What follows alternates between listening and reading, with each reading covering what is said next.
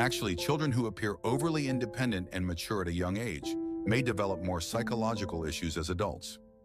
These individuals typically handle all problems on their own, habitually refuse help from others, don't want to burden anyone, and don't want to be burdened by others either.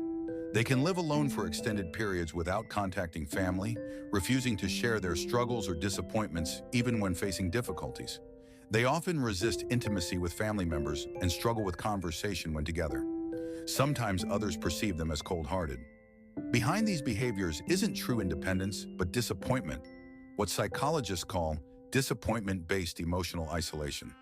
This usually stems from parental emotional neglect during childhood.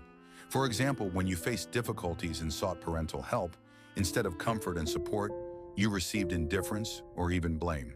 When a child falls, some parents might say, "Why are you always so careless?" This teaches children subconsciously that expressing difficulties to others is unreliable.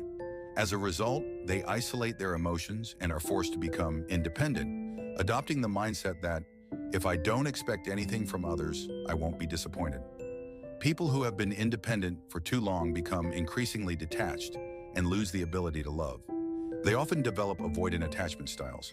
While they appear calm and rational on the surface, seemingly without need for others, what they're actually doing is closing themselves off and refusing to develop emotional connections with anyone, silently drawing boundaries between themselves and the outside world. After years of emotional self-isolation, some people project this onto others, viewing their partner's emotional needs as unreasonable, believing that if their partner is affectionate, they're dependent, or if they show vulnerability, they're putting on an act or lacking self-identity. Not relying on others means not being hurt by others. We once needed these defense mechanisms to protect ourselves from pain. These protective layers are like walls. They block out harm, but also block the beautiful experiences that come with intimate relationships. If you identify with this pattern, first learn to accept your own dependency needs and find someone who can reasonably accommodate them. Everyone needs to rely on others sometimes. Perhaps in the past you had no one reliable and had to move forward independently. But things are different now. We've grown. For those who wouldn't allow us to depend on them, we no longer need to beg for their love. Instead, we can choose to be with others who are willing to accept us.